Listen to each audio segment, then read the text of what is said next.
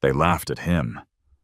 An old man in worn boots, standing among millionaires, daring to raise his hand at the grandest horse auction in Kentucky. To the crowd, it was a joke, until the stallion looked into his eyes and the auctioneer's hammer fell. That night, ridicule turned to silence, and whispers of a forgotten legend returned. What happened next would shake the racing world forever. The autumn air in Lexington carried a sharp edge, a mix of wood smoke from distant farms and the sweet tang of bourbon drifting from polished glasses. The grand courtyard of the auction house glowed under strings of golden lights, where men in tailored suits and women in velvet dresses moved like pieces on a gilded chessboard. Laughter rose and fell with the clink of crystal, boots polished to mirrors clicked against the cobblestones, and the scent of oiled leather mingled with perfume worth more than a farmhand's year of wages.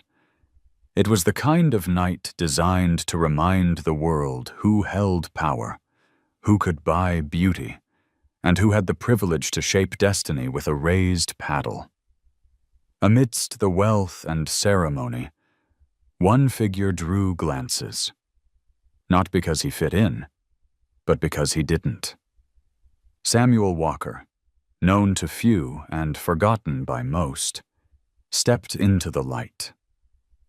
His coat was weathered, more brown than black after years of sun and rain. The brim of his hat was bent and scuffed, boots caked with Kentucky mud that no shine could hide. His stride was slow, deliberate, the kind of walk of a man who had nothing to prove but carried the weight of something unseen. A murmur rippled through the crowd. A few smirked openly. Others whispered behind raised hands. Who had let a farmhand into a gathering of millionaires? Richard Kane, a young tycoon with a jaw as sharp as his arrogance, leaned toward his companion, Elliot Grant. "Looks like the stable boy wandered in," he muttered, his grin cutting as he lifted a glass of amber whiskey. Elliot, who thrived on other people's humiliation, chuckled low. "Maybe he's here to muck the stalls." Sam heard the laughter, but did not flinch. His gray eyes moved over the rows of horses being paraded under the auctioneer's spotlight, studying each with the quiet intensity of a craftsman examining his tools. He noticed more than the sheen of a polished coat, or the carefully braided mane. He watched how a horse shifted its weight, how its ears flicked when the crowd roared, how its breath fogged in the cold, and whether it trembled or stood still. To him, these were not commodities. They were living, breathing partners. The auctioneer's voice thundered across the courtyard, announcing bloodlines and records, tossing out numbers so high they drew gasps and excitement. Paddles shot into the air, each bid a declaration of wealth and dominance. Deals were sealed with a nod, fortunes spent as casually as tipping a waiter. Yet Sam stood with his arms folded, eyes steady, waiting. When the gates swung open for the next lot, silence fell for a moment. A stallion stepped into the ring, black as midnight yet glinting with silver under the lights, its muscles rippling with restrained power. Its mane flowed like a storm cloud caught in the wind. Even the wealthiest among them leaned forward, breaths caught. "Lot number 31, the auctioneer boomed. "Midnight Star, sired by champions, born to rule the track. Bidding begins at $1 million. The first paddle rose without hesitation. Another followed, then another. Voices swelled, the air thick with competition. Richard Kane lifted his own paddle, smirking as though the stallion was already his. But then, from the back of the room, another hand went up. A hush spread. Heads turned. It was Samuel Walker. For a heartbeat, the room seemed stunned into disbelief. Then laughter erupted like a crack in glass. "Him?" Elliot barked. "He couldn't buy the nails in that horse's shoes." Richard's laughter was louder, crueler. Maybe he found a jar of pennies under the porch. But Sam didn't laugh. He didn't shift. He didn't explain. His hand remained raised until the auctioneer's gaze found him. With a quiet certainty, Sam lowered his arm and reached into his coat. From it, he pulled a folded check. The paper looked almost too ordinary to carry the weight of a moment like this. He passed it to an assistant who brought it forward. The auctioneer glanced down, almost dismissively at first. Then he froze. His throat caught. He read the numbers again, and then the name scrawled across the bottom. His eyes widened. For the second time that night, the crowd fell silent. The laughter choked in their throats. They knew that name. Some too young to remember whispered it like a rumor. Others, older and seasoned, felt a chill of recognition. Samuel Walker, the trainer who once forged legends on the racetrack, who vanished years ago without a word. The auctioneer cleared his throat, his voice unsteady as he raised the gavel. "Sold. To Mr. Samuel Walker." The gavel struck wood, sharp as a gunshot. Midnight Star pawed the ground, his dark eyes flicking toward the man in the battered hat. And in that instant, something shifted in the courtyard. The laughter of the wealthy had turned to silence, and what stood in its place was something rarer, something none of them had expected. Respect, or perhaps fear. The silence that followed the auctioneer's words felt heavier than the Kentucky night air. For one fragile moment, no one moved. No one breathed, as if the whole courtyard had been caught in the stallion's shadow. Then, like a storm breaking across the horizon, the laughter returned, louder, sharper, cutting through the hush with cruel delight. "Impossible!" Elliot Grant's voice rose above the din, thick with disbelief. He leaned forward, his jeweled cufflinks glinting under the lights. "That old fool couldn't scrape together the price of hay, let alone write a check like that." His words spread like fire, and soon the courtyard buzzed with mockery. Some shook their heads, others whispered that the check must be fake, that the auctioneer had been duped. Richard Kane didn't laugh this time. He smiled, but the smile didn't reach his eyes. Instead, it curved with the precision of a knife blade. He stepped closer, his boots echoing against the cobblestones, each stride measured and heavy with disdain. "Samuel Walker," he drawled, his voice dripping with mock surprise. "I thought you were dead, or worse, forgotten. And now here you are, trying to buy your way back into a world that moved on without you." Sam didn't answer. He stood as still as the stallion beside him, the brim of his battered hat casting his eyes into shadow. Midnight Star flicked his ears, restless at the sound of raised voices, but Sam's hand moved, calm and steady, brushing along the horse's neck. The animal stilled, as if the man's touch anchored him against the storm of ridicule. The crowd surged closer, curious to witness the spectacle. A few younger breeders snickered openly, jostling each other with sly grins. "Look at him," one whispered, dressed like a stable hand, trying to play king. Another added, "He probably mortgaged his shack for this stunt. Poor fool doesn't know what he's gotten into." The auctioneer, still pale from the shock of the check in his hands, cleared his throat. "Ladies and gentlemen," he began, his voice trembling. "The sale is final. The stallion belongs to Mr. Walker." The announcement only stoked the fire. Elliot barked a laugh, raising his glass as though toasting the absurdity of it all. "To Samuel Walker. May his horse eat better than he does." The men around him roared, clinking their glasses in cruel harmony. Richard, however, kept his gaze locked on Sam.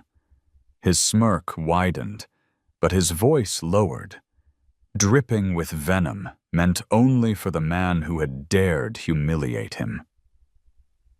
"You think this proves something? A check, a name pulled from the dust of old newspapers? That horse will be nothing more than a pretty ornament in your crumbling life. You can't bring back the past, Walker, and you sure as hell can't outrun me." Sam finally raised his eyes, gray and unyielding, meeting Richard's with a calmness that unsettled more than anger ever could. "A good horse," he said quietly, almost like a prayer, "doesn't care about your money. He cares about who he trusts." The words seemed simple, almost too simple, yet they landed with a weight that silenced even a few of the jeering voices. Midnight Star shifted closer to Sam, his powerful body brushing against the man's shoulder, as if confirming the truth in those words. But Richard was not a man to be silenced. His pride burned hotter than the bourbon in his veins. He lifted his chin, turning so the whole courtyard could hear. "If you think you still have what it takes, old man, prove it. I'll put Thunderbolt against your Midnight Star. 1 week from today, Churchill Downs. Winner takes the glory. Loser leaves with nothing but shame." The crowd gasped. The challenge wasn't just a race.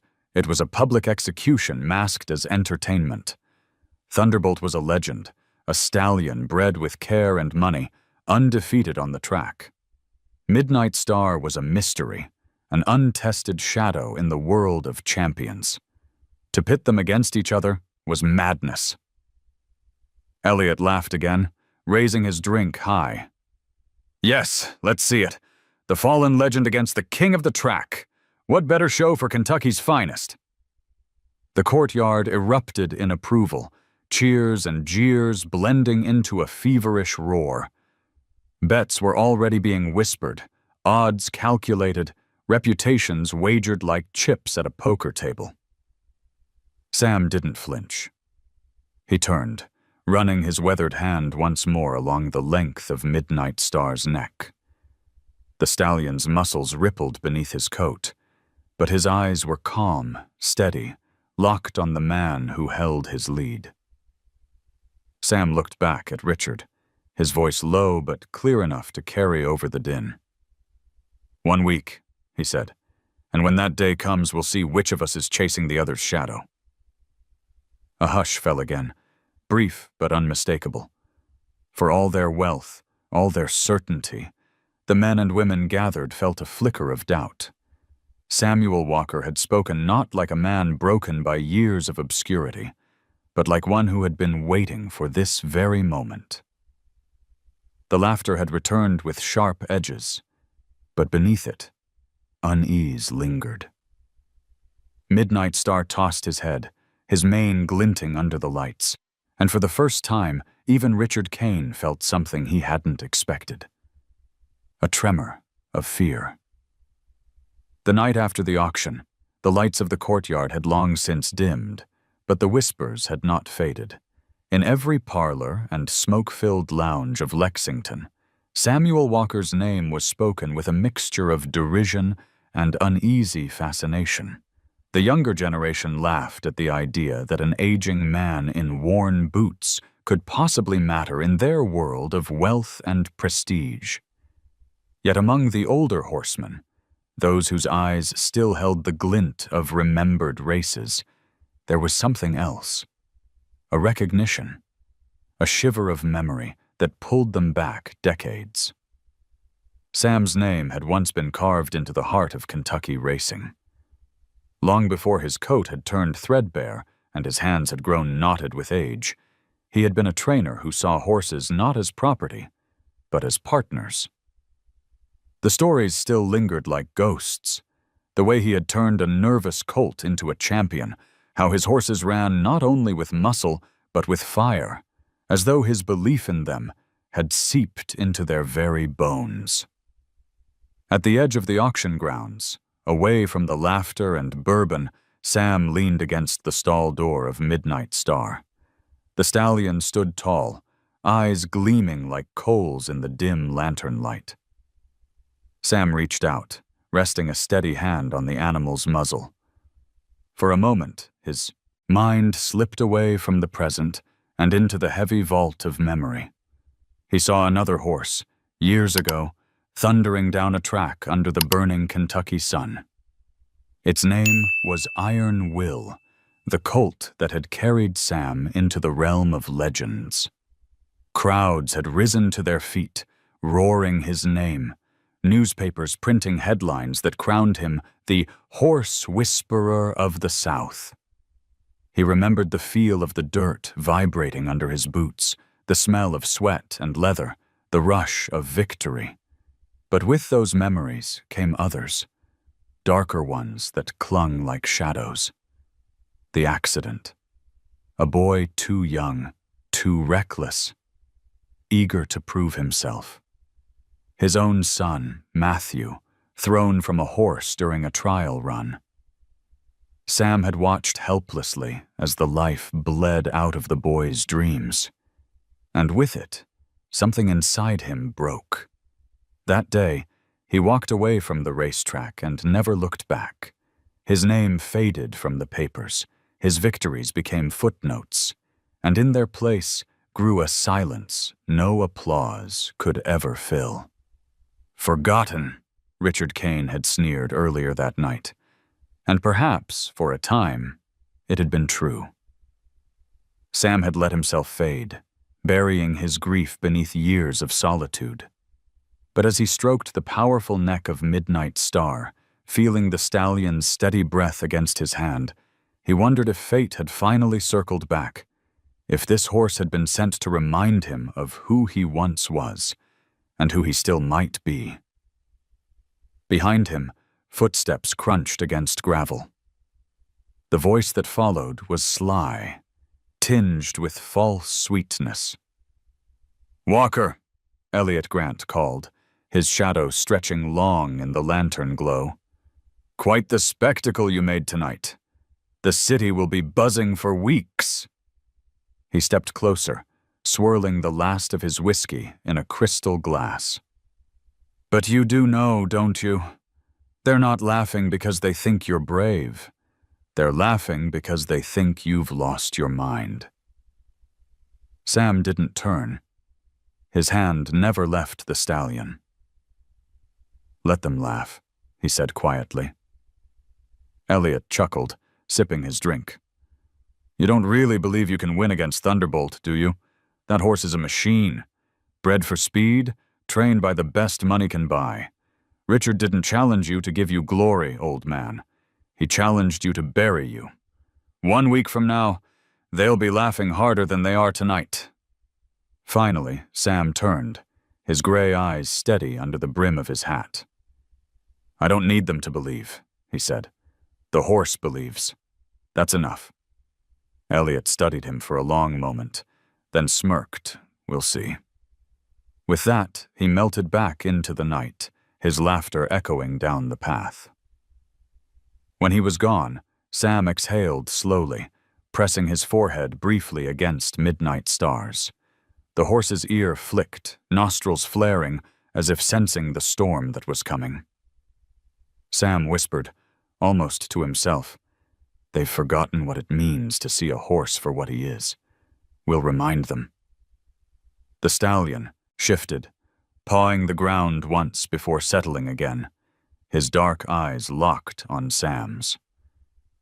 There was a bond there, fragile yet unshakable, the beginning of something neither the crowd nor the millionaires could measure with money. Far across town, in a mansion lined with marble and mahogany, Richard Kane poured himself another drink. His laughter from earlier had faded, leaving behind a simmering edge of irritation. He remembered the stillness in the courtyard when Sam spoke, the way Midnight Star had chosen him without hesitation. For a man so certain of his dominance, that moment lingered like a thorn under his skin. He turned to the window, where Thunderbolt stood under the glow of floodlights in his private paddock. The gray stallion's coat shimmered like steel, his breath rising in clouds against the night air. "You'll crush him," Richard muttered, "and the world will see the difference between legends of the past and power of the present." But deep down, though he would never admit it, there was something in Samuel Walker's eyes that unsettled him more than he cared to acknowledge. The week ahead would not only test the mettle of two horses, but it would decide whether a forgotten man could reclaim his place, or prove the world right in mocking him. And as the night deepened, whispers of the challenge spread beyond Lexington, rolling like thunder across Kentucky. Samuel Walker's name was back on people's lips, no longer a ghost, but a question. Could the legend rise again? Morning sunlight washed over the rolling hills of Kentucky, painting the grass in shades of emerald and gold. The air smelled of damp earth and hay, the familiar perfume of the land that had raised champions and broken men alike. Samuel Walker stood in the pasture with Midnight Star, the stallion's black coat glistening with dew. There were no crowds here, no jeering voices or clinking glasses, just the whisper of the wind and the sound of a restless horse shifting his weight, muscles rippling like currents under his skin. Sam loosened the lead rope and stepped back, his boots sinking slightly into the soft soil. Midnight Star tossed his head, ears flicking at the sudden freedom. For a moment, the stallion stood still, as though testing the air, then surged forward in a burst of raw power. His hooves thundered against the earth, a sound that echoed through the valley and stirred something in Sam's chest. He watched quietly, arms crossed, the brim of his old hat casting his eyes in shadow. This was not training in the traditional sense. He wasn't interested in forcing the stallion into form or breaking his will with ropes and whips. He wanted to see what lay beneath, the fire, the instinct, the spirit no pedigree could measure. And as Midnight Star galloped in wide arcs across the pasture, Sam saw more than speed. He saw hunger. When the stallion slowed, snorting clouds of steam into the cool air, Sam gave a small gesture, barely a tilt of his body. Midnight Star hesitated, ears pricked, then turned toward him. Step by step, the horse closed the distance until his breath warmed the man's hand. Sam touched his muzzle gently, nodding to himself. It wasn't perfect, not yet. But it was the beginning of trust. A rustle behind the fence drew Sam's attention. Emily stood there, her long hair tied back, her hands gripping the wooden rails. She had been watching silently, her eyes wide with something between awe and longing. When Sam looked her way, she straightened quickly. "You didn't tell me you were bringing him here," she said, her voice trembling with a mix of excitement and reproach. Sam shrugged. "Didn't know I would until I did." Emily climbed over the fence, landing lightly in the grass. Midnight Star snorted at her sudden movement, but Sam's steady hand calmed him. She stepped closer, her eyes locked on the horse. "He's beautiful," she whispered, as though afraid speaking too loud might shatter the spell. Sam studied her carefully. "Beauty won't win a race. Heart will." Emily reached out tentatively.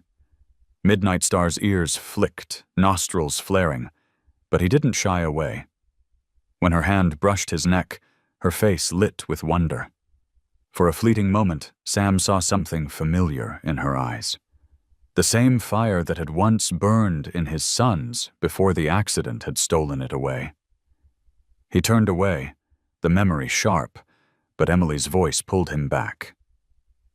He trusts you. I can see it. It's like there's an invisible thread between you. Sam didn't answer. Words weren't his way, but in his heart, he knew she was right. Trust wasn't taught in a week. It wasn't bought with money or forged with force. It was earned quietly, day by day.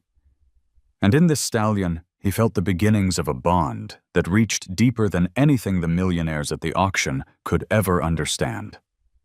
Later that day, Richard Kane arrived at Churchill Downs for his own private training session. Thunderbolt, his gray stallion, stood regal beneath the floodlights, every muscle honed to perfection. Trainers barked orders, stable hands bustled, and the air smelled of sweat and liniment. Richard watched with a satisfied smirk as Thunderbolt completed lap after lap with machine-like precision. "That's how a champion looks," he told Elliot Grant, who lounged nearby with a drink in hand. "Not some wild horse from a washed-up trainer's pasture." Elliot chuckled, but his eyes betrayed a flicker of unease. "Still," he said, swirling his glass, "the way Walker handled that stallion at the auction, it was more than a show. It unsettled people." Richard scoffed. "People love a story, a fallen hero, a dramatic return. But when the gates open next week, all that nonsense will vanish. Thunderbolt will win, and Walker will fade back into obscurity where he belongs." Back at the pasture, night settled in. Emily lingered by the fence, unwilling to leave. Midnight Star stood calm beside Sam, the stallion's breathing steady now after his run. The two seemed to share a silence, a communion without words. Emily broke it softly. "Do you really think he can beat Thunderbolt?" she asked. Sam looked at her, his face lined with years of sorrow and resolve. "I don't think," he said slowly. "I know.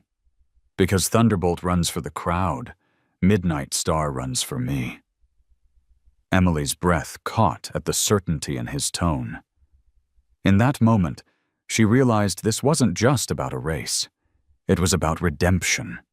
It was about proving that heart, trust, and the invisible bond between man and horse could outshine all the money and arrogance in the world. As the moon rose high above the Kentucky hills, Samuel Walker tipped his hat, his hand resting on Midnight Star's strong neck. The journey had only begun, but already the threads of destiny were pulling tight, weaving man and stallion together into something no one else could see. Yet. The news of the challenge spread faster than wildfire across Kentucky. By dawn the next day, the story had already reached every barn, diner, and betting parlor in Lexington. "The washed-up Samuel Walker against Richard Kane's Thunderbolt," they whispered, some with mockery, some with awe. Old men at the feed store shook their heads, saying Sam had lost his mind. Young jockeys snickered over morning coffee, betting that the race would be over before it began. Yet beneath the laughter, a current of excitement pulsed, because nothing thrilled Kentucky more than a battle between pride and destiny.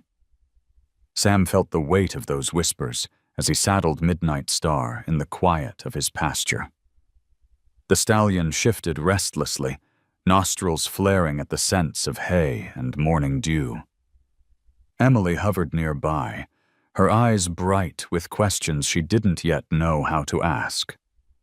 She had heard the gossip, too, but what burned in her chest wasn't doubt. It was urgency. "They're saying you can't do it," she blurted out. "They think you're going to humiliate yourself." Sam tightened the girth strap, his weathered hands steady. "That's their fire," he said calmly. "It burns quick and bright. Ours burns slow and steady." Emily frowned. "But Richard Kane isn't just another man, Uncle Sam. He's powerful. Everyone listens to him. And Thunderbolt, he's not just a horse, he's a machine. Trained, perfect, undefeated. Sam lifted his gaze, the lines around his eyes deepening. Machines don't have hearts. Horses do. He patted Midnight Star's flank, and the stallion snorted as if in agreement. Later that afternoon, a group of journalists arrived uninvited at Sam's pasture. They crowded the fence, their cameras flashing, pens scratching furiously in notebooks. "Mr. Walker," one shouted. "Why come back now after all these years?" Another barked. "Do you really believe this horse can defeat Thunderbolt?" Sam ignored them at first, leading Midnight Star through a series of calm exercises, letting the stallion's power speak for itself. Finally, he turned, his voice measured but firm. "You all want a story about money, about spectacle.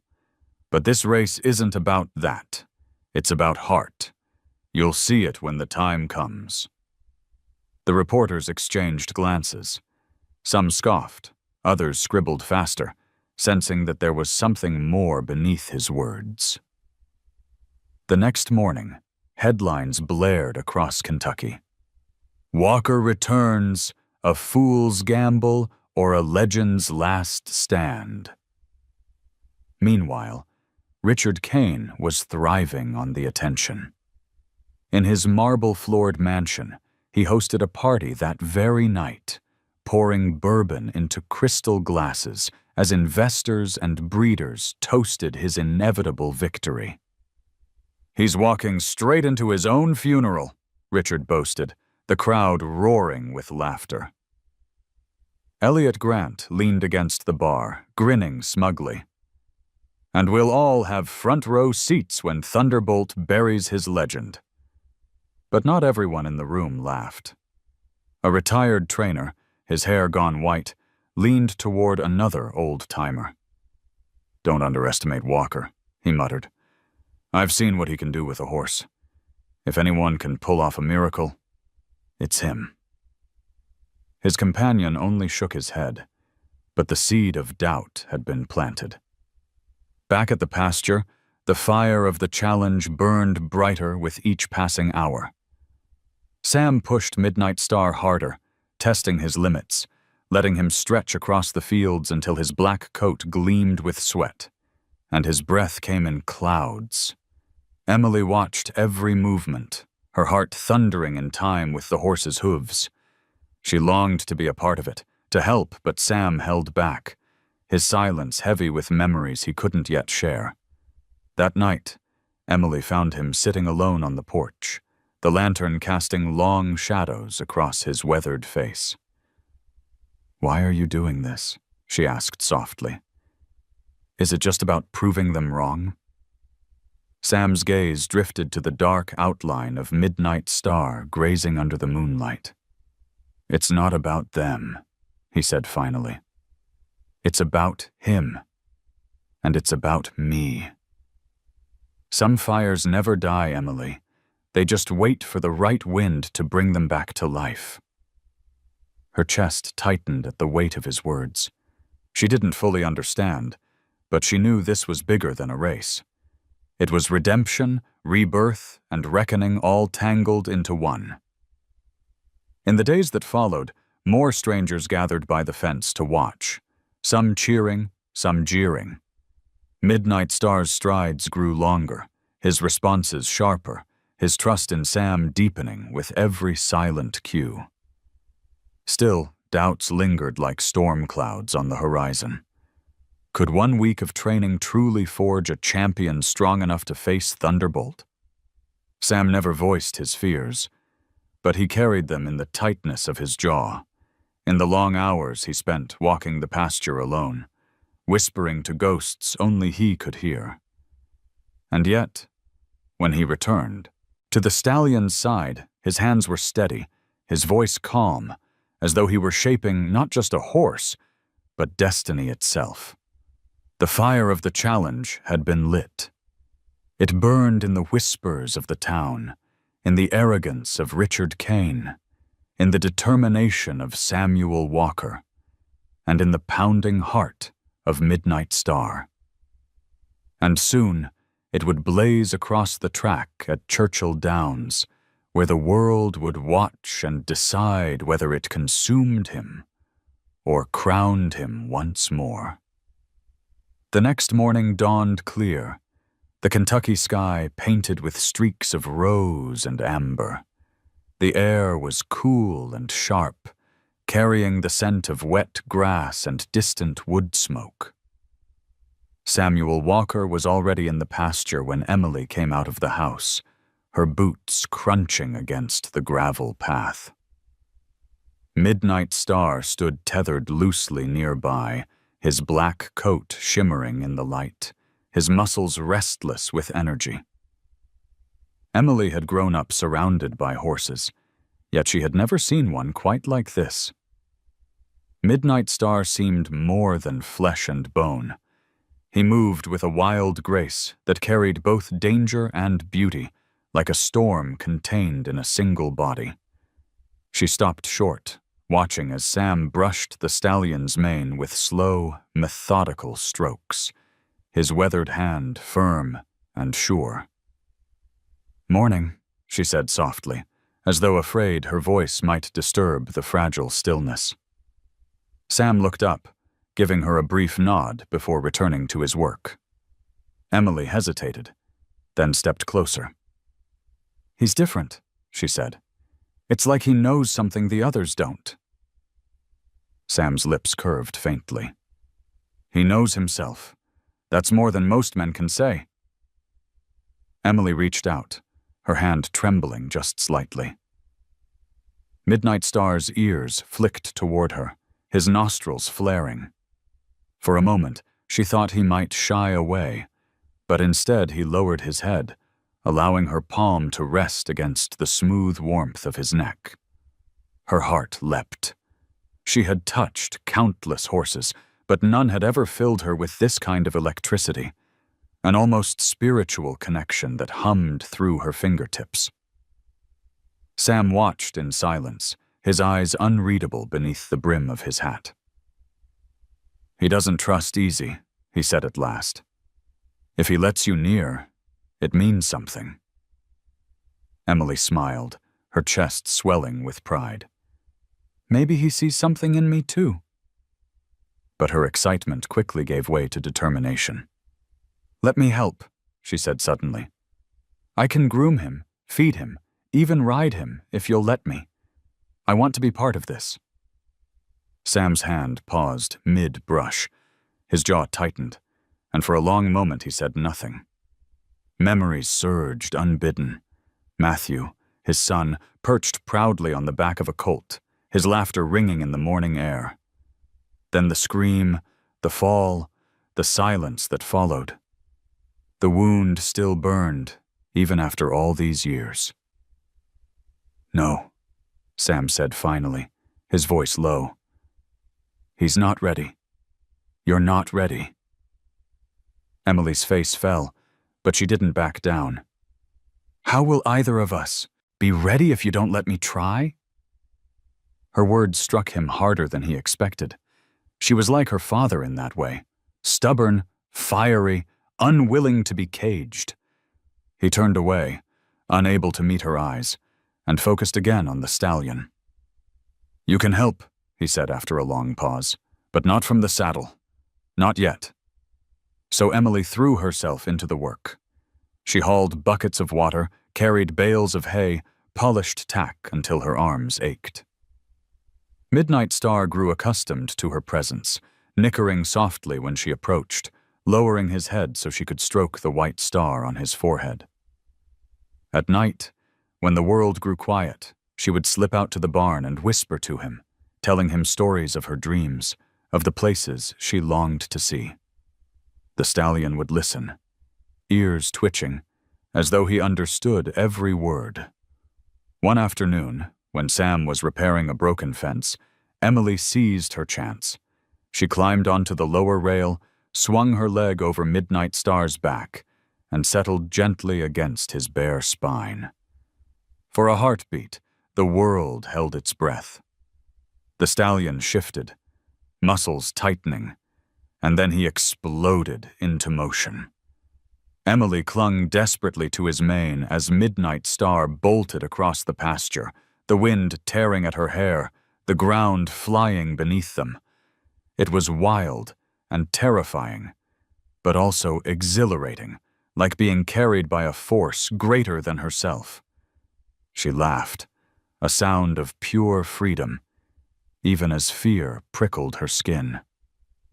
Sam looked up from the fence, and his blood ran cold. "Emily!" he shouted, dropping his hammer and sprinting toward the field. Midnight Star veered suddenly, and Emily lost her grip. She tumbled to the ground, rolling through the grass before coming to a stop, breath knocked from her lungs. The stallion skidded to a halt, tossing his head wildly, his hooves striking the earth in panic. Sam reached her side in seconds, his heart pounding. "Are you hurt?" Emily gasped, then sat up, her knees scraped, her palms raw, but her eyes, bright, defiant, met his with a fire that startled him. "Did you see?" she whispered, almost breathless. "He carried me. He didn't throw me. He carried me." Sam stared at her, torn between anger and awe. Midnight Star trotted back toward them, his ears flicked forward, his breath heavy. He lowered his head, nudging Emily's shoulder gently, as if to check she was all right. In that instant, Sam saw it. The invisible thread between them, stronger than he had imagined. He had wanted to protect Emily, to shield her from the dangers that had once stolen his son. But maybe, just maybe, this was not about protection. Maybe it was about trust. He helped her to her feet, his voice softer now. "You scared me half to death," he muttered. Emily grinned through the dirt smeared across her cheek. "Then you know how alive it feels." Sam exhaled slowly, glancing at the stallion who stood calm beside them now, his great chest rising and falling in rhythm with their own. The girl and the horse had found each other, and whether he liked it or not, the bond was real. And in that bond, Samuel Walker saw both the danger and the hope of the days to come. The days grew shorter as the sun lingered lower over the Kentucky hills, stretching long shadows across the pasture. Each morning, the mist clung to the fields like a veil, and each evening the cicadas sang as if urging time forward toward the inevitable race. In those days, Samuel Walker pressed Midnight Star harder, testing his speed, his endurance, and above all, his trust. The stallion responded with a fire that startled even Sam, a fire both magnificent and dangerous, like a river swollen with rain that could either nourish the land or sweep it away. Emily remained at his side, her hands blistered from labor and her heart restless from the pull of the unknown. She had tasted the wildness of Midnight Star's back, the rush of wind against her face, and it had ignited something within her that refused to be extinguished. She begged Sam to let her ride again, but each time his answer was the same. A quiet shake of the head, a silence heavy with ghosts. "Patience," he told her. "Trust takes time. He's not just a horse you climb on and master. He's a storm. You don't tame storms, you learn to move with them." Emily bit back her frustration, though it burned her throat. She wanted to prove she was worthy, to prove that she too could hold that invisible bond. So she found her own way. At dawn, while Sam rested on the porch with a cup of black coffee, she slipped into the barn. Midnight Star greeted her with a low nicker, his dark eyes bright in the half-light. She brushed him in silence, spoke to him in whispers about the life she wanted, about the fear that she would never be more than the shadow of her uncle's legacy. The stallion listened, ears twitching, head lowering to her touch, as though he understood every word. It was during one of these stolen mornings that Sam watched unseen from the barn door. He saw the way Midnight Star leaned into Emily's hands, the way the girl's posture shifted from tentative to assured, and for a fleeting second, he saw his son in her. The memory struck him hard, leaving him breathless. He turned away before she could notice, the pain of the past pressing against the fragile hope of the present. But Sam knew the bond between Emily and the stallion could not be ignored. That afternoon, he brought her into the pasture. "If you want to help," he said gruffly, "you'll do it my way."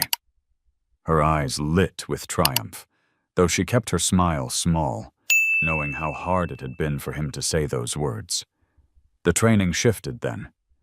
Emily became more than a helper. She became a student.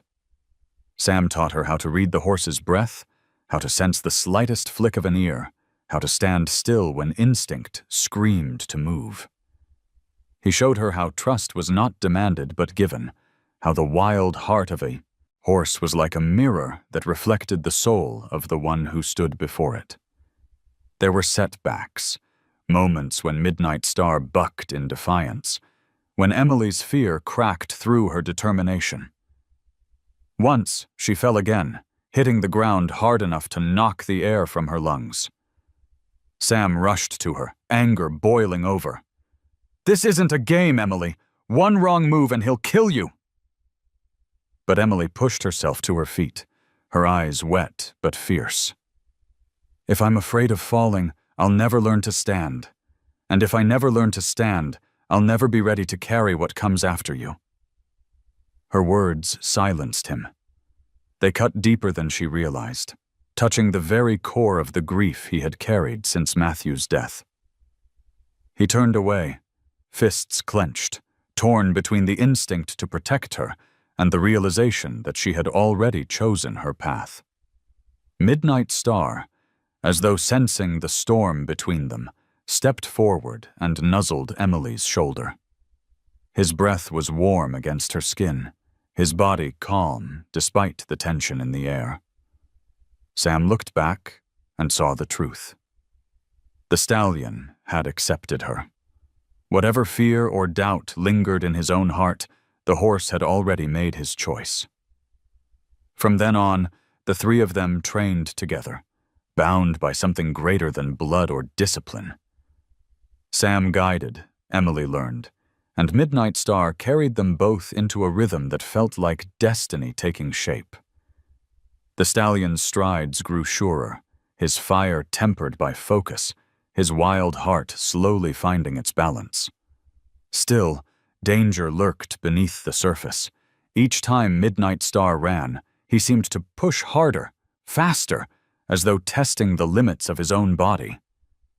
Sam watched with narrowed eyes, worried that the stallion's passion might burn too hot, too quick. He knew the race would not just be about speed. It would be about control.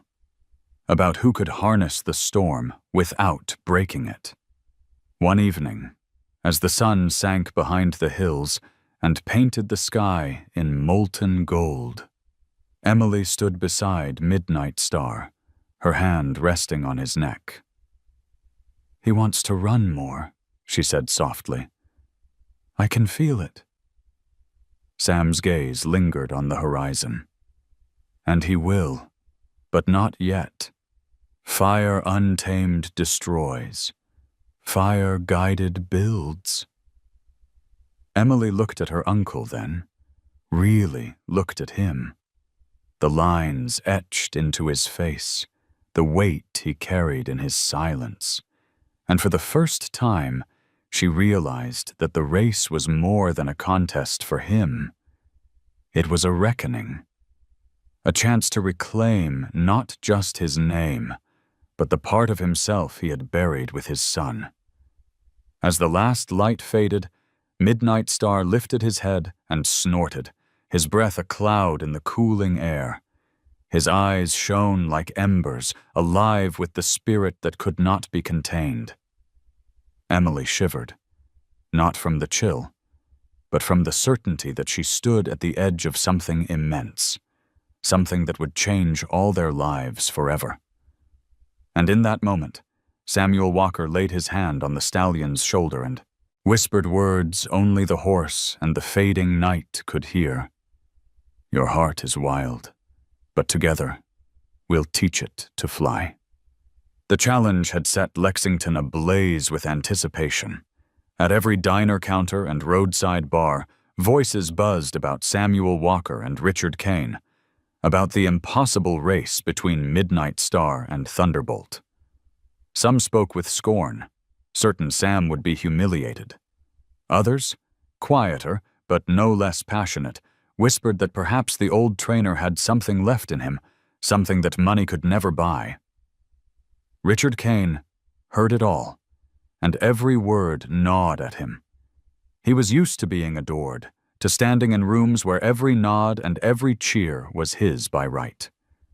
But now, in the glow of his mansion's chandeliers, he felt the sting of doubt creeping through the polished walls. Samuel Walker's name had returned from the grave, stirring ghosts that Richard thought long buried, and he hated it. That night, Kane paced in his study, bourbon glass in hand, the fire in the hearth casting restless shadows across his face. Elliot Grant lounged in a leather chair, amused by his friend's agitation. "You're taking this too seriously," Elliot drawled, swirling the liquid in his glass. "It's a circus, nothing more. He's an old man with a lucky bid. Thunderbolt will crush him, and the world will laugh him back into obscurity." Richard stopped pacing, his jaw tightening. "I don't like surprises, Elliot. And Walker, he unsettles me. That stunt with the stallion at the auction, letting it loose and having it walk straight to him, that wasn't chance. That was something else." Elliot smirked. "Then make sure chance doesn't play a part. If you're worried, we make certain he never reaches the track." The words hung heavy in the air. Richard's eyes flickered with hesitation, then hardened. "Do what needs to be done. Midnight Star won't make it to Churchill Downs." Later, under the cover of night, two men crept across Sam's pasture. They moved like shadows, carrying rope and wire cutters, their boots silent on the grass. The barn stood dark, the house quiet, the world around them asleep. But inside, Midnight Star stirred, his ears twitching, nostrils flaring as though he sensed the malice on the wind. Emily had fallen asleep in the loft above the stalls, curled under a blanket with hay prickling her skin. She woke to the faint creak of hinges, the smell of sweat unfamiliar to her. For a moment, she thought she was dreaming. Then she heard it, the shuffle of feet, the hushed curses of men moving through the barn. Her heart slammed against her ribs. Peering through the slats, she saw them. Strangers approaching Midnight Star's stall, one already raising a rope. Panic flooded her. She scrambled down the ladder, her bare feet hitting the ground hard. "Stop!" she cried, her voice cracking the silence like lightning. The men spun, startled, their faces half hidden in the dim light. "Get her out!" one hissed. Before they could move, Midnight Star reared, slamming his hooves against the wooden door with a force that rattled the barn.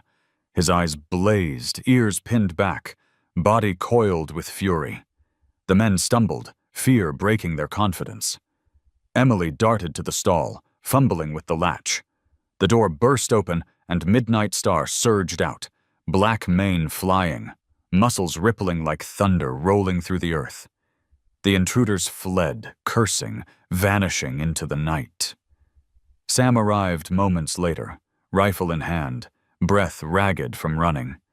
He took in the scene, the open stall, the trampled hay, Emily standing wild-eyed beside the stallion who pawed the ground, still trembling with adrenaline.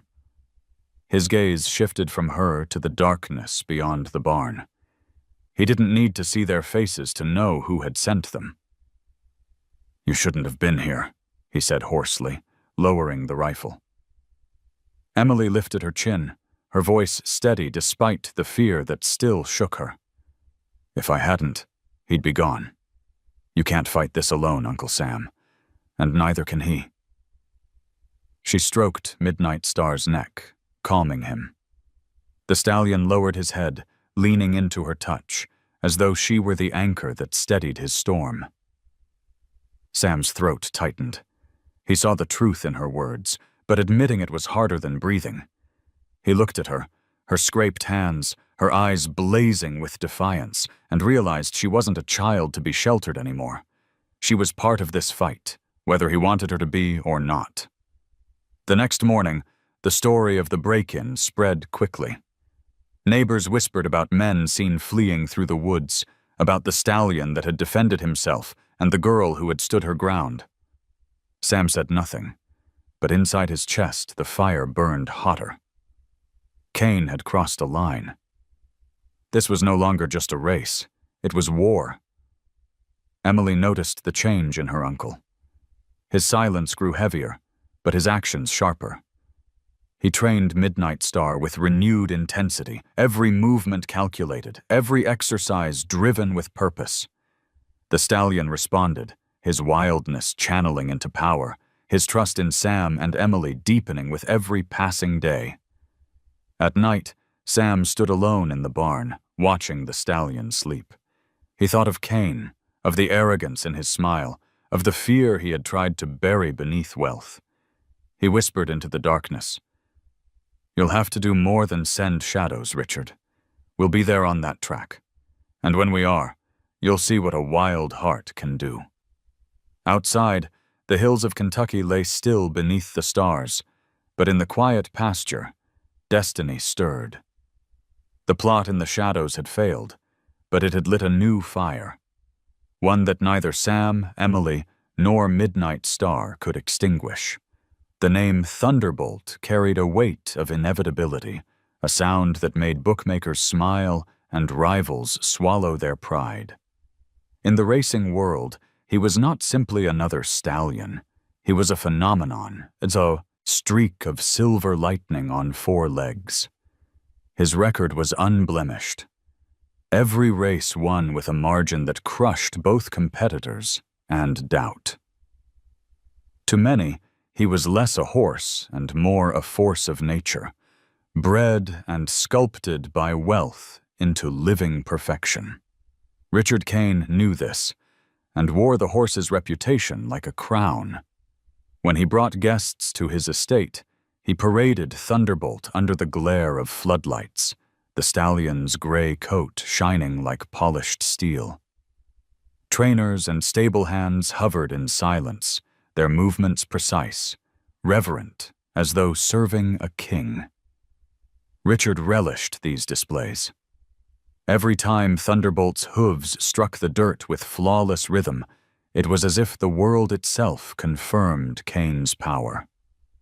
One evening, as twilight sank into velvet, Richard stood at the edge of his private track, his hands clasped behind his back. Thunderbolt thundered past, muscles flexing, mane streaming in the wind. His speed seemed unreal, almost terrifying in its certainty. Elliot Grant, leaning lazily against the rail with a glass of bourbon, laughed over the roar of hooves. "Look at him," Elliot said. "That horse isn't running, he's flying. If Walker thinks he can compete with that relic from the auction, he's more delusional than I thought." Richard didn't respond immediately.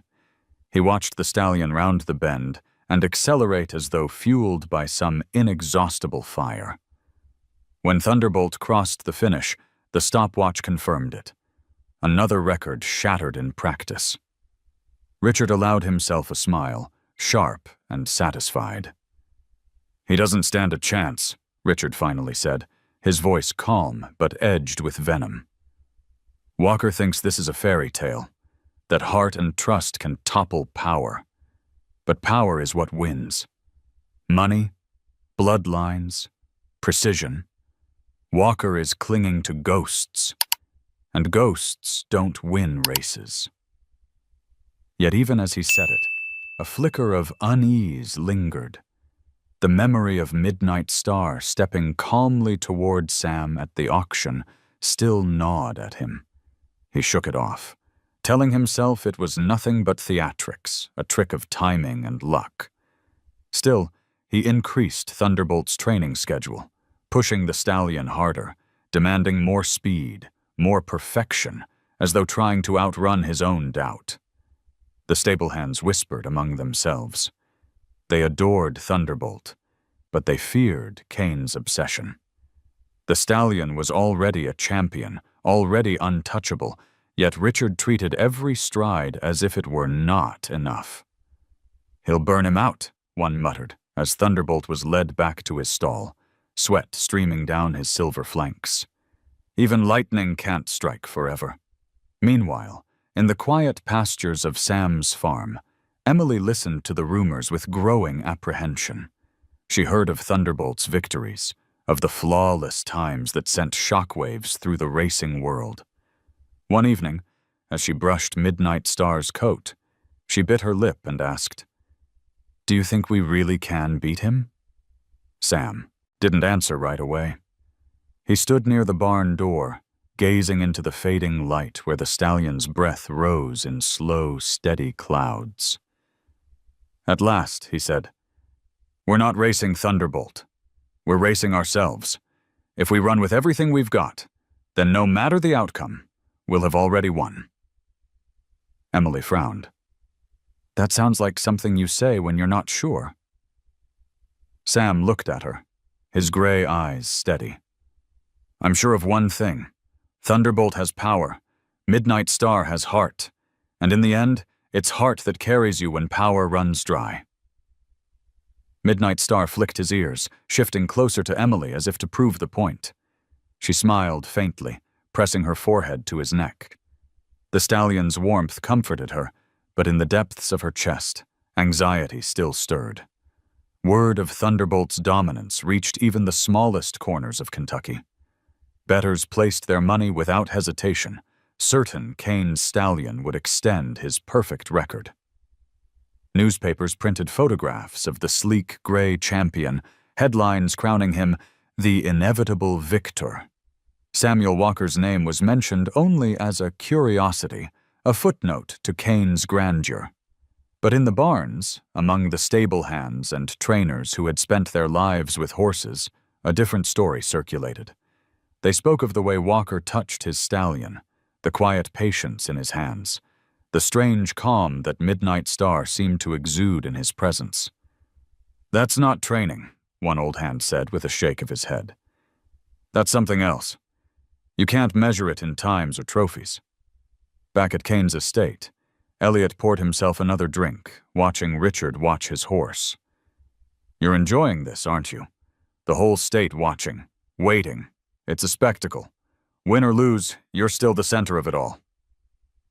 Richard's eyes narrowed. "I don't just want to win, Elliot. I want to destroy him. I want Walker to regret ever stepping foot in that auction. When Thunderbolt crosses that line, it won't just be a victory. It'll be a burial." Thunderbolt snorted in his stall, pawing the ground as though he understood. His breath steamed in the lamplight, his body taut with energy that seemed too much for his skin to contain. He was undefeated, unstoppable, a living weapon forged for this very moment. But somewhere beyond the reach of marble walls and crystal glasses, another stallion pawed the ground beneath a humble barn roof, his dark eyes burning with something less visible, but no less powerful. Midnight Star's heart beat in rhythm with Samuel Walker's. And though the world crowned Thunderbolt the inevitable victor, fate had yet to write its final line. The autumn wind swept across the pasture with a mournful sound, carrying the scent of fallen leaves and distant rain. Samuel Walker stood by the fence, his weathered hands gripping the wood as he watched Midnight Star gallop freely across the field. The stallion's black coat shone with sweat, his breath visible in white plumes. Every stride was a reminder of raw power, yet also of fragility, because Sam knew how quickly glory could be broken. That knowledge was a scar carved deep into his heart, one he carried silently through the years. It was the wound that had driven him away from the tracks, away from the world of winners and wagers, and into a silence he had never escaped. Emily approached quietly, her boots soft in the damp grass. She had seen the shadow in her uncle's eyes, the way his voice grew heavy whenever the subject of the past surfaced. Tonight, the air felt different, like the earth itself was waiting for something to be said. She rested her hands on the fence beside him, her gaze following the stallion's steady rhythm. "You've never told me why you left," she said softly. "Everyone talks about how you just disappeared. One day, you were a legend. The next, gone." Sam didn't answer at first. He tilted his hat lower, as though trying to shield himself from a memory that had burned too bright. But Emily's voice pressed gently, like a hand on an old bruise. "I need to know, Uncle Sam. If I'm part of this, if Midnight Star is part of this, I need to understand what we're fighting against." The silence stretched, broken only by the thud of hooves and the whistle of wind. Finally, Sam spoke, his words slow, rough as gravel. "It was my boy," he said. "Matthew." Emily's breath caught. She had known her father only through fading photographs and the stories others whispered, but never had her uncle spoken his name with such naked pain. She turned toward him, her throat tight, waiting. Sam's hands tightened on the fence. His eyes, usually steady as stone, shimmered with something raw. "He wanted to be like me, more than anything. He was fearless, reckless even, but he had the fire. I thought I could guide him, teach him how to carry it. One morning he saddled a colt I'd been training. Too young, too wild. I told him to wait. He didn't listen." Sam's voice cracked, but he forced himself onward. "I saw it happen. I was right there, the horse spooked.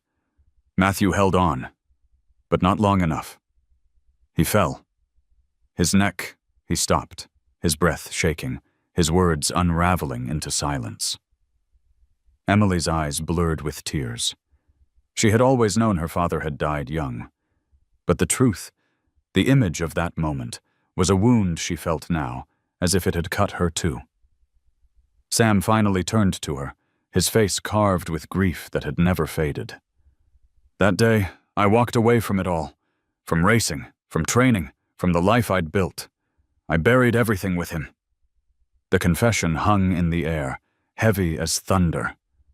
Emily reached for his hand, gripping it tightly. "But you didn't bury yourself, Uncle. You're still here. And maybe this is your way back. Maybe Midnight Star is your second chance." Sam looked at her, at the fire in her young eyes, so much like Matthew's had been. For years he had tried to shield her from that fire, afraid it would consume her the same way it had consumed his son. But here she stood, unafraid, ready to carry the burden with him. Midnight Star slowed his run, trotting toward them, ears flicking, nostrils flaring as if he had felt the weight of their grief and come to stand witness. Emily stepped forward, stroking the stallion's muzzle. "He knows," she whispered. "He feels it too." Sam swallowed hard, laying a hand on the horse's neck. The warmth beneath his palm grounded him, reminded him that life still surged forward no matter how many shadows lingered. "Maybe so," he murmured. "Maybe that's why he's here." That night, Emily lay awake in the loft above the barn, staring into the darkness. The story of her father replayed in her mind, but instead of fear, she felt a strange clarity. She understood now why Sam carried his silence, why he feared letting her too close. But she also knew something he didn't. The bond between them, between her and Midnight Star, was not a curse.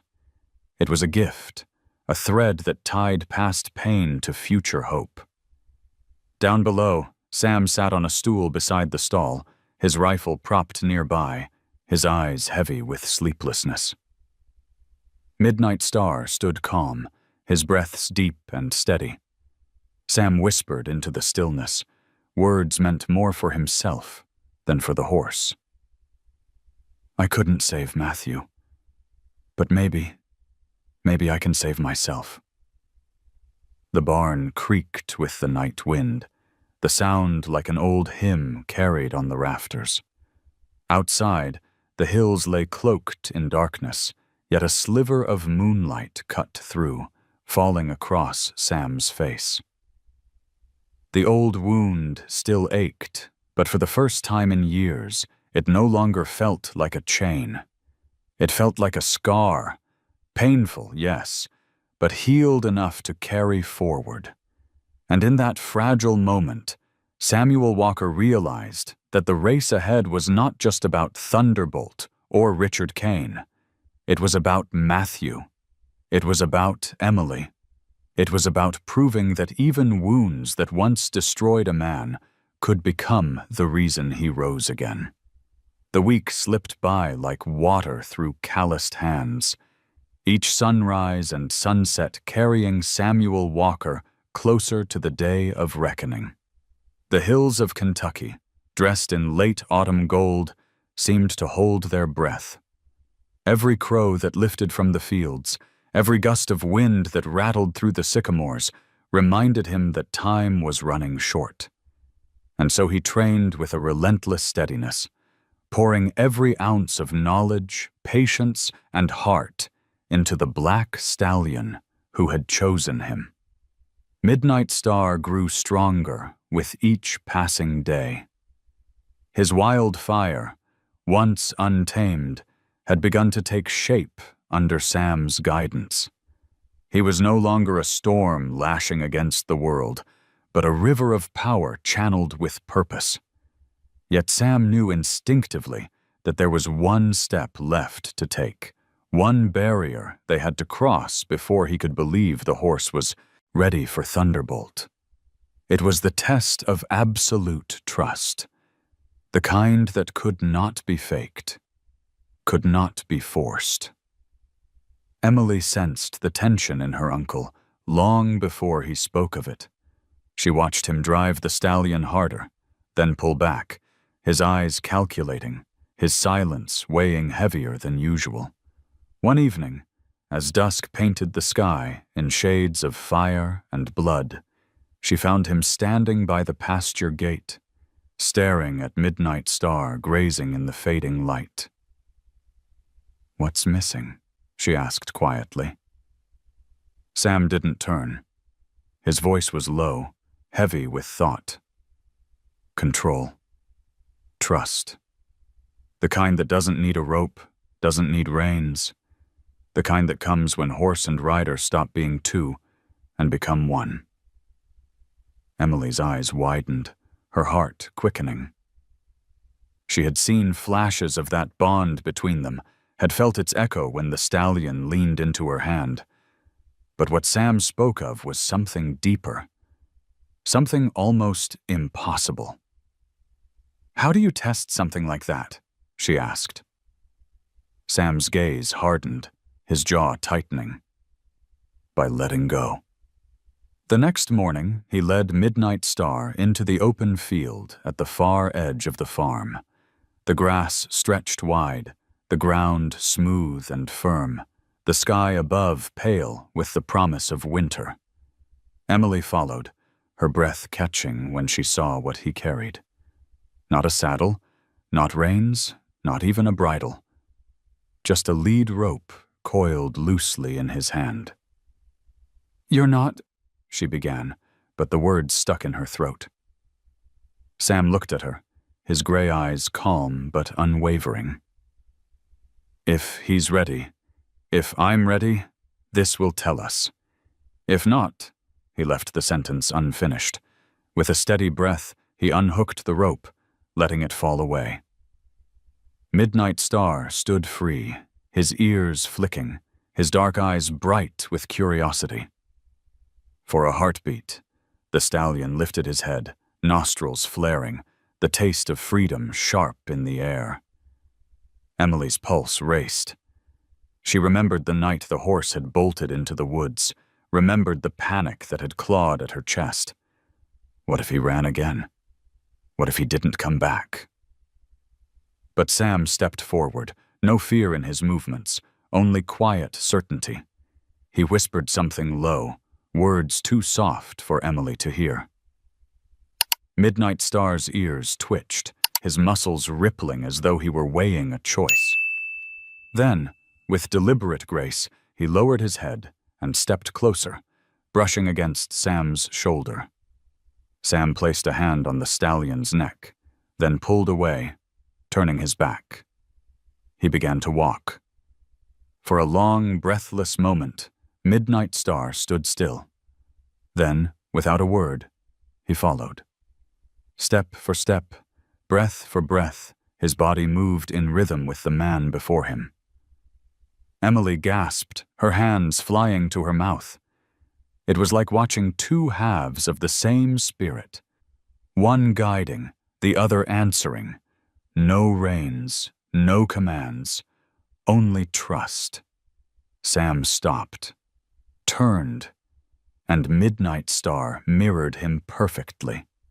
He shifted his weight, and the stallion responded as if tethered by an invisible line. At last, Sam broke into a run, and Midnight Star surged forward beside him.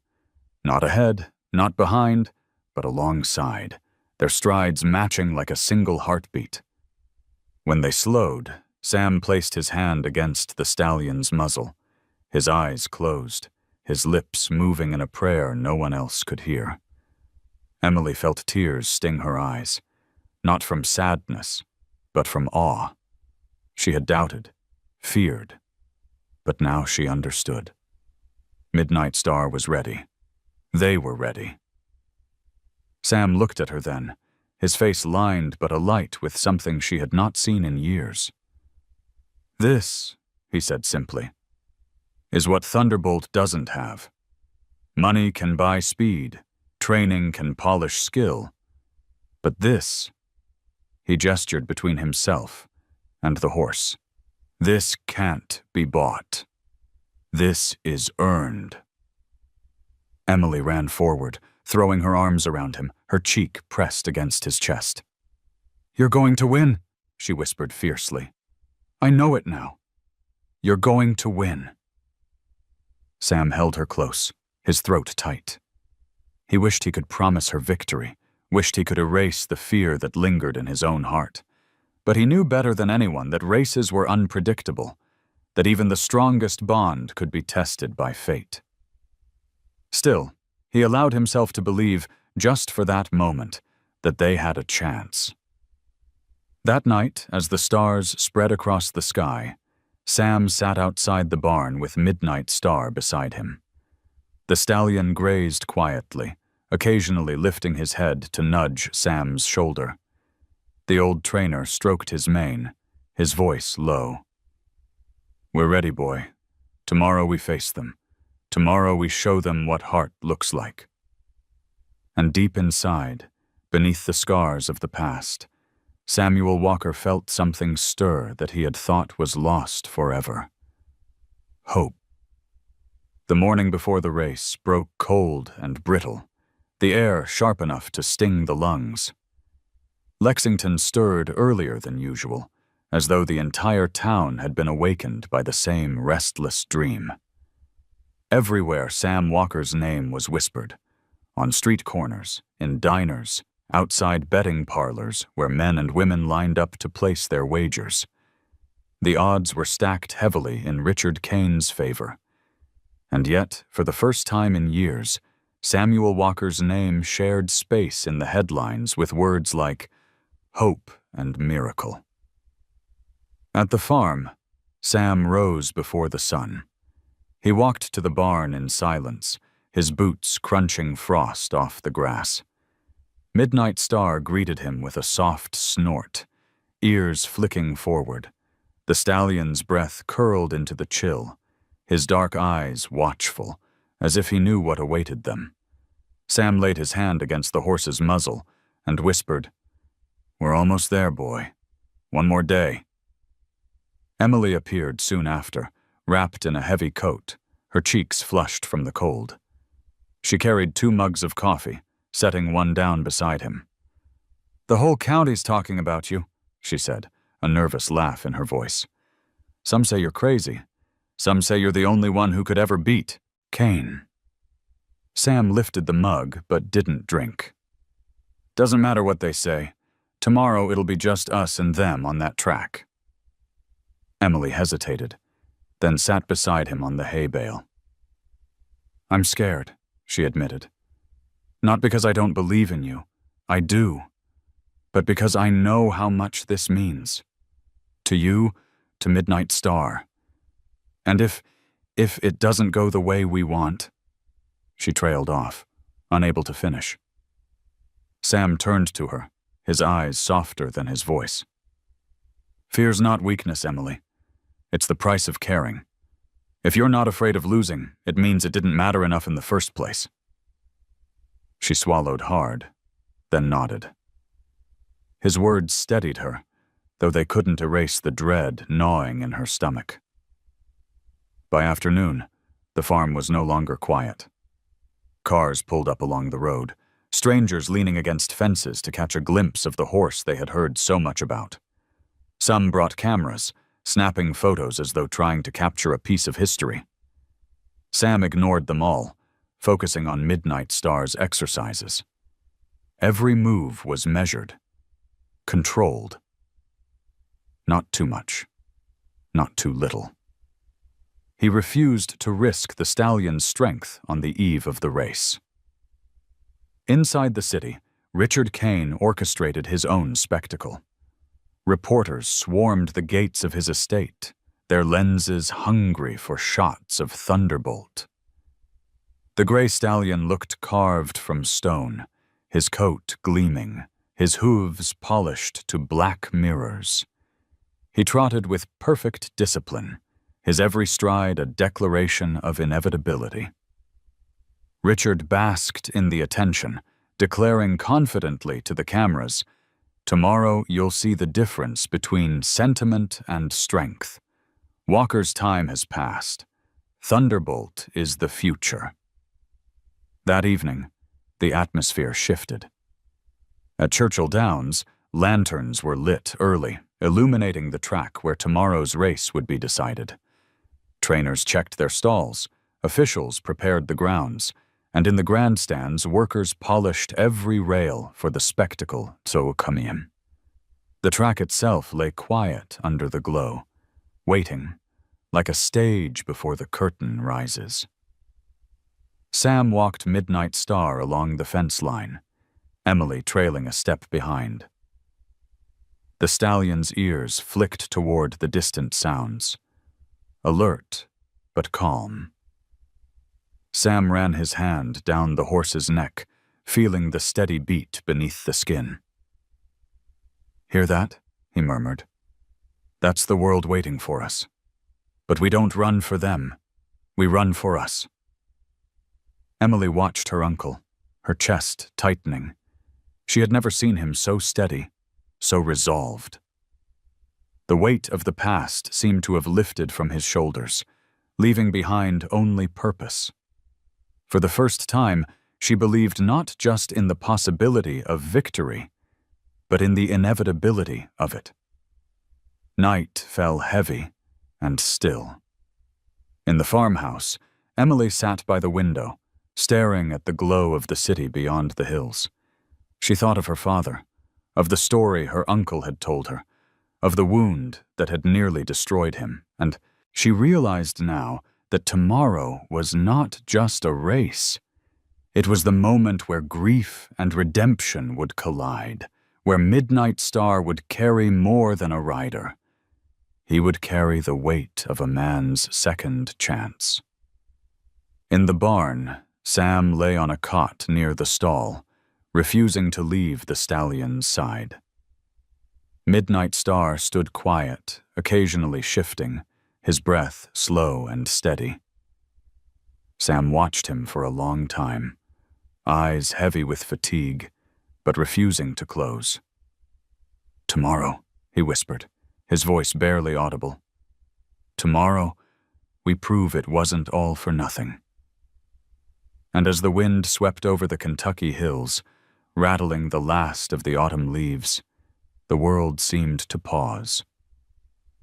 The day of the race loomed just beyond the horizon, and in its shadow, both victory and heartbreak waited to claim their place. The day of the race dawned beneath a sky heavy with clouds, as though the heavens themselves understood the weight of what was about to unfold. By mid-morning, Churchill Downs was alive with noise and motion. Carriages and sleek automobiles clogged the grand entrance, their polished chrome glinting. Wealthy breeders in tailored coats mingled with working-class horsemen who had scraped together enough to buy a ticket, all drawn by the same irresistible promise: to witness a contest that had already begun to taste like legend. Vendors hawked bourbon and roasted peanuts, the smells mixing with the pungent tang of manure and liniment. The grandstands swelled with bodies, a living tide of expectation. Above it all, the great oval of the racetrack stretched out, silent and waiting, its dirt surface smooth and damp from the night's mist. The stage was set. In the stables, Thunderbolt was being readied like a king about to march into battle. The gray stallion's coat gleamed with a silvery sheen, brushed until it seemed to hold its own light. His breath rose in great clouds as the stable hands tightened the saddle straps, their movements crisp and efficient. Every muscle in the stallion's body coiled with contained power, his hooves striking the ground with impatience. Richard Kane stood nearby, his gloved hands clasped behind his back, his eyes hard and hungry. "Today," he said to no one in particular, "the name Walker is buried for good." Elliot Grant, sipping from a silver flask, grinned. "And Thunderbolt becomes not just undefeated, but untouchable."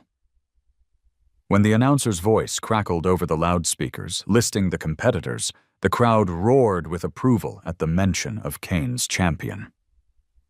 Thunderbolt was not just a horse. He was a certainty, the embodiment of money's promise. His very name sent shivers of admiration through the grandstand. Yet when Samuel Walker led Midnight Star into the paddock, the mood shifted. The black stallion stepped calmly, his ears flicking, his eyes steady as they scanned the restless sea of faces. He was not polished to gleam like his rival, nor did he prance with arrogance. Instead, he carried himself with a quiet gravity that drew whispers from the crowd.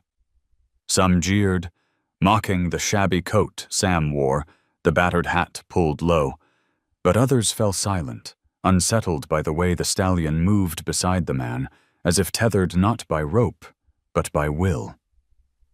Emily walked with them until the gate, her face pale, but her eyes burning. She touched Midnight Star's neck, her voice trembling but firm. "Remember, he runs for you, not for them." Sam gave her a single nod, mounting the stallion with slow precision. From the grandstand, Richard watched with a smirk that didn't quite hide the edge in his jaw. The gates opened. Horses filed into the starting area, snorting, pawing at the dirt. The announcer's voice boomed again, rising above the thunder of hooves. Ladies and gentlemen, prepare yourselves. Today we witness Samuel Walker, once a legend of the track, returning with his Midnight Star to face Richard Kane's undefeated champion, Thunderbolt. The cheer that followed was deafening, a tide of sound that seemed to shake the very rails. Inside the gate, Thunderbolt reared, his muscles rippling like a storm contained in flesh. The crowd gasped, awed by his ferocity. He looked every bit his name, lightning and thunder wrapped in silver hide. Sam glanced across at him, his expression unreadable beneath the shadow of his hat. Midnight Star stood still, ears pricked, his breathing steady, as though waiting for a cue only Sam could give. Richard caught Sam's eye and leaned forward in his saddle, his smirk wide and cruel.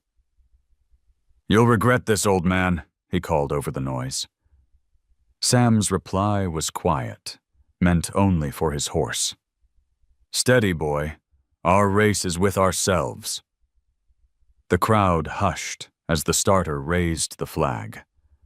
A heartbeat of silence. Then the crack of the pistol split the air. The gates burst open, and Thunderbolt shot forward like a bolt of silver fire. The ground shook under his hooves, dirt spraying as he surged ahead with terrifying speed. The grandstands erupted, a roar of triumph already building in their throats. This was what they expected. Thunderbolt dominating from the first stride.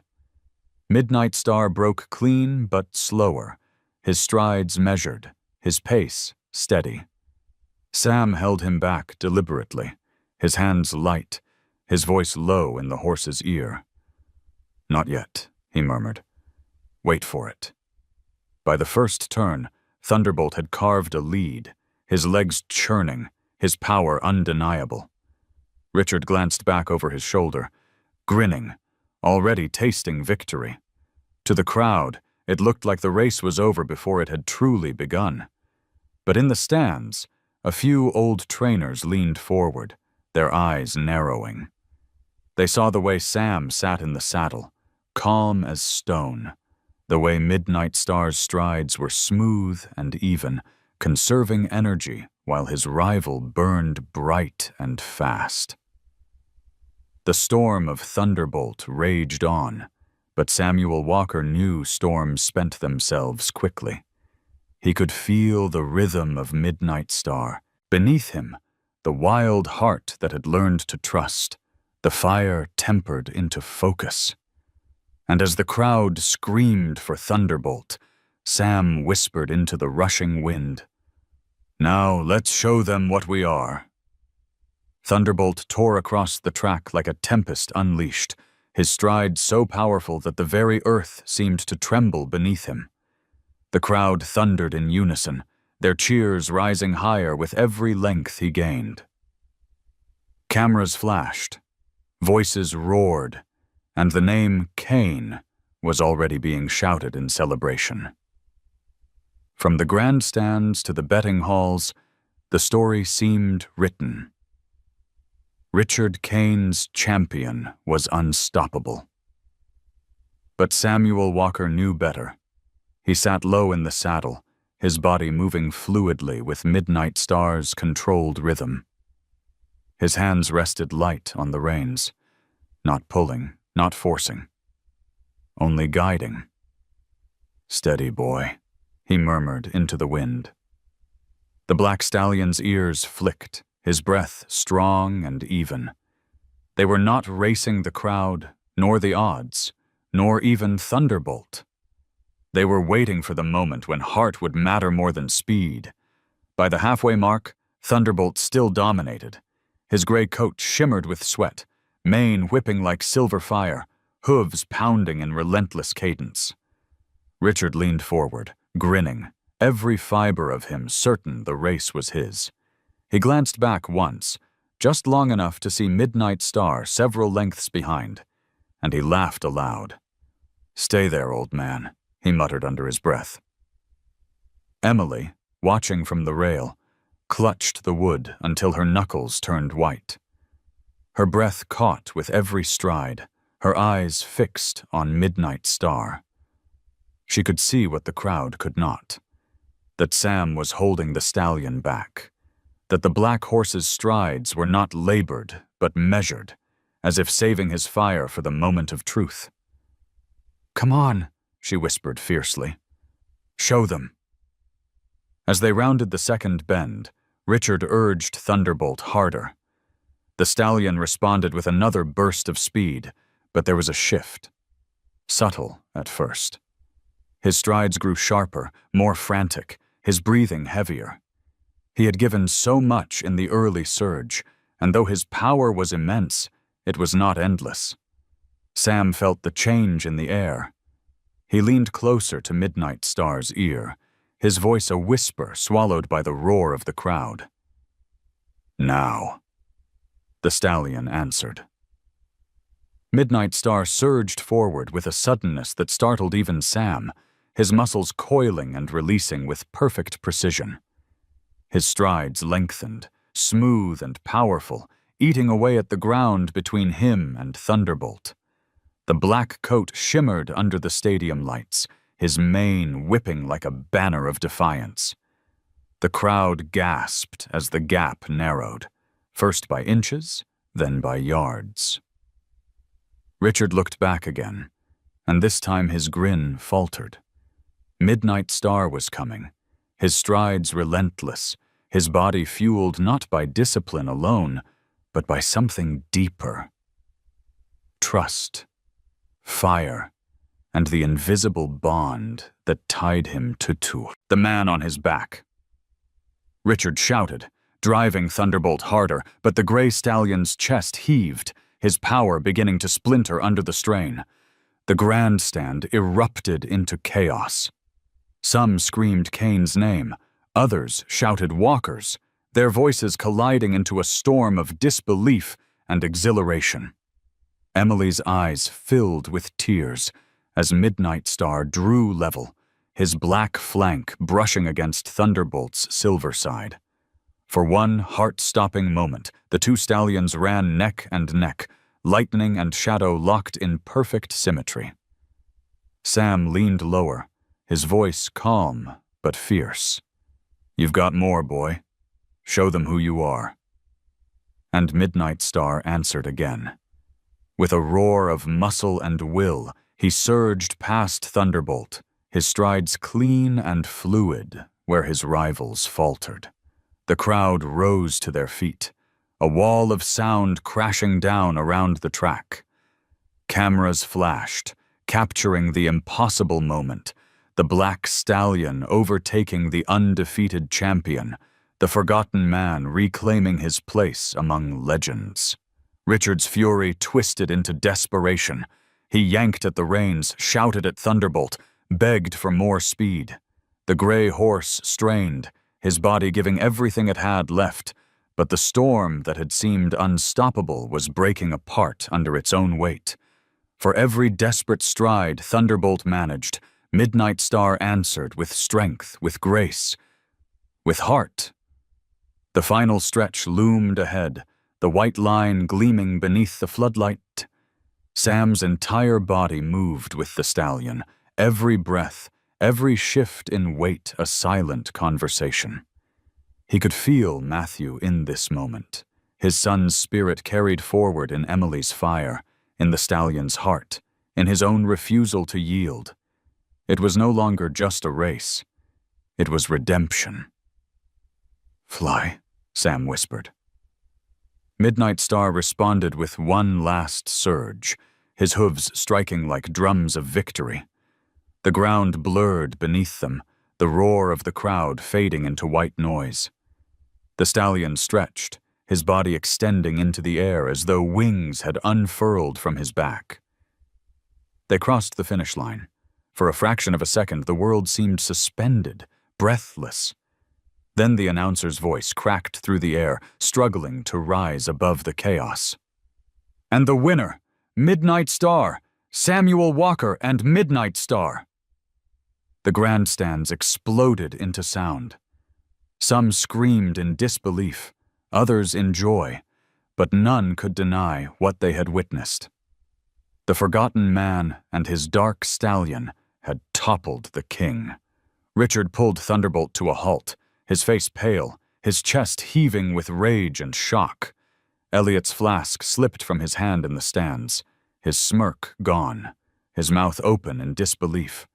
Emily wept openly, her voice lost in the roar as she clutched the rail, whispering, "You did it. You really did it." Sam slowed Midnight Star to a canter, his hand resting against the horse's neck, feeling the heat of victory radiate through his skin. The stallion tossed his head, breath coming hard but steady, eyes bright with the knowledge of what he had accomplished. Together, they had risen, not through wealth or pedigree, but through heart. And in that moment, Samuel Walker knew the past no longer held him captive. The wild heart of his stallion had carried him beyond grief, beyond doubt, into a future that was his to claim once more. For a long moment after the finish line, the track seemed to hold its breath. Midnight Star slowed beneath Samuel Walker, the stallion's chest heaving, steam rising from his coat like smoke from a forge. His ears flicked back, then forward, alert and steady, as though he knew that what he had just done could not be undone. The grandstands, frozen in disbelief, suddenly erupted into an uproar that shook the rafters. It was not just cheering, it was awe, confusion, outrage, jubilation, all colliding into a storm of sound. Emily ran down from the rail, tears streaming, her voice breaking as she called his name. She reached the track's edge, her hands trembling against the fence as she watched her uncle guide the stallion in a slow circle. Sam tipped his battered hat toward her, a gesture so simple yet heavy with meaning, and she knew then that the boy she had never met, her father, was riding there too, carried in every stride. The announcer's voice cracked over the loudspeakers.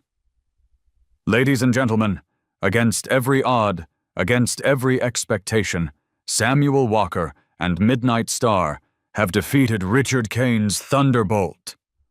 The words rolled through the stands like thunder, igniting another wave of gasps and shouts. Richard pulled Thunderbolt to a halt several yards behind, his jaw clenched so tight the veins stood out in his neck. The stallion, lathered and trembling, had given everything, but it had not been enough. Richard's face was pale, his smirk gone, replaced by a hollowness that even victory's wealth could not disguise. Elliot Grant, usually quick with a cruel remark, stood in the shadows of the owner's box, silent for once, his drink forgotten in his hand. Sam dismounted slowly, his boots touching the dirt with a soft thud. He ran his hand down Midnight Star's neck, whispering words that no one else could hear. The stallion lowered his head, eyes half-lidded, as if bowing not to the crowd but to the man who had believed in him when no one else did. Reporters swarmed, cameras flashing, voices clashing in a frenzy of questions. "How did you do it? Was it luck? Do you plan to race again?" Sam ignored them all. His eyes found Emily, who pushed her way through the throng, her cheeks streaked with dust and tears. When she reached him, she threw her arms around his waist, clinging to him with all the strength in her small frame. "You did it," she whispered fiercely, her voice shaking. "You brought him back. You brought yourself back." Sam held her tightly, his throat too thick for words. He looked down at her, then at the stallion standing tall beside them, and felt the scar of his old wound ease in a way he had thought impossible. The grief of Matthew's loss would never vanish, but in this moment it had transformed. Not into pain, but into purpose. A hush fell when a young stable hand stepped hesitantly from the edge of the crowd. He couldn't have been more than 14, his cap pulled low, his eyes wide with awe. He clutched the rail with trembling fingers and blurted, "Mr. Walker, how did you know he could win?" Sam studied the boy, seeing the same hunger, the same spark that had once lived in his own son's eyes. Slowly, he smiled, though it was faint and weary. "It ain't just about speed," he said, his voice carrying over the quieted crowd. "It's about heart. A horse can have the best bloodline in the world, but without heart, he's just another animal running in circles. Same goes for a trainer. Heart's what carries you when nothing else will." The boy nodded solemnly, absorbing every word. And in that nod, Sam saw the first flicker of legacy, the torch being passed, not by blood, but by belief. Richard Kane strode forward then, his boots crunching in the dirt, his face storm dark. He stopped a few feet away, his voice tight. "This isn't over, Walker. You embarrassed me. You embarrassed Thunderbolt. You think one race changes everything?" Sam turned, calm and unflinching. His eyes, lined with years of loss and wisdom, met Richard's fury with quiet steel. "It changes enough," he said, "because for the first time you saw what money can't buy, and that'll stay with you longer than any loss." Richard's lips curled, but no words came. He pulled sharply at Thunderbolt's reins and stalked away, his shadow shrinking into the chaos of the dispersing crowd. As the evening sun dipped low, casting the track in a golden glow, Sam led Midnight Star back toward the barn. The stallion walked tall, his head high, his stride proud but not arrogant. Emily walked beside them, her hand brushing the horse's flank, her smile radiant with hope. Around them, whispers still rippled through the spectators, some in disbelief, some in reverence, but Sam heard none of it. At the barn, he stopped, resting his hand one final time against Midnight Star's neck. "You did good, boy," he murmured, his voice thick. "Better than good. You gave me back my life."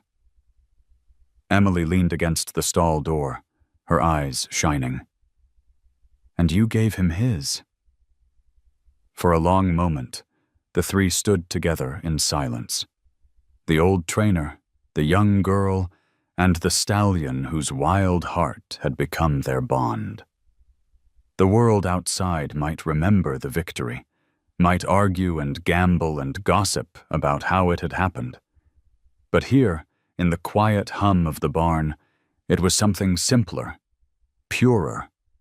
A man finding his redemption, a girl finding her courage, and a horse finding his place in history. As the last light of day slipped beyond the Kentucky hills, Samuel, Walker tipped his hat, turned toward the open night, and walked out knowing he no longer belonged to the past. He belonged to the future he had just forged, with Emily, with Midnight Star, and with the truth he had proven to the world. Greatness is not bought. It is earned. And in that truth, his legacy was reborn. And now it's your turn. Did you believe Midnight Star could really win? Or did the ending take you by surprise? Drop a simple 0 if you thought he would lose, or a 1 if you believed in his heart from the start. Don't forget to subscribe, because more powerful stories like this one are coming. Stories that will move you, surprise you, and stay with you long after the screen goes dark.